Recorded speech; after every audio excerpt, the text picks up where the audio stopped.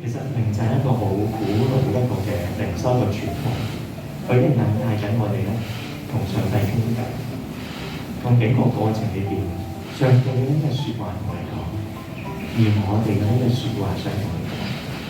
呢個係姑娘啦，當時啲人都叫係企人一個兒童嘅兒歌係喎。咁樣咧，今日我哋好開心嚟到呢個地方，見到咁靚嘅大自然，係咪啊？我哋心裏面咧都好感恩。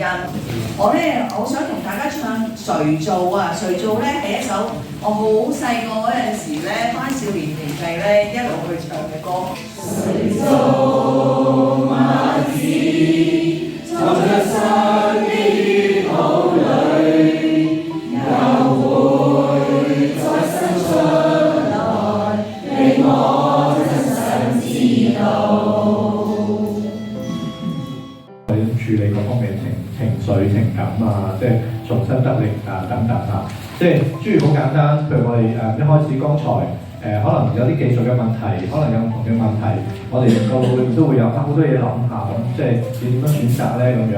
咁即係如果我哋有時間可以放低呢啲嘢，就唔好俾累積咧，就會好啲嘅。如果冇嘅話咧，我哋積埋埋咧，其實就即係要處理嘅，即係好似一間屋即係啲垃圾咁，我哋久唔久要處理咗佢係咪？如果唔係就唔係幾好啦咁樣。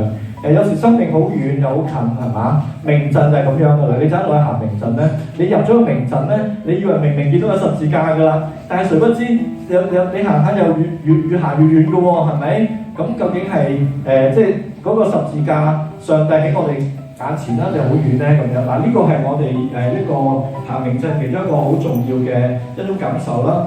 咁人生好多際遇好多種種嘅。當我哋行到呢一步，應該點樣行咧？向前行啦，向左行啦，向右行啦。或者我哋嘅人生嘅方向點樣咧？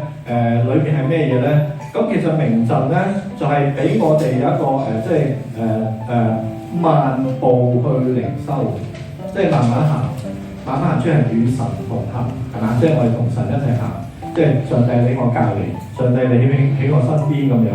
嗱，所以咧靈修其實都係一個安靜自己啦，係咪？因為我好忙。咁另外咧就即係我哋一路行嘅時候咧，咁我哋又唔需要心急，唔需要緊張。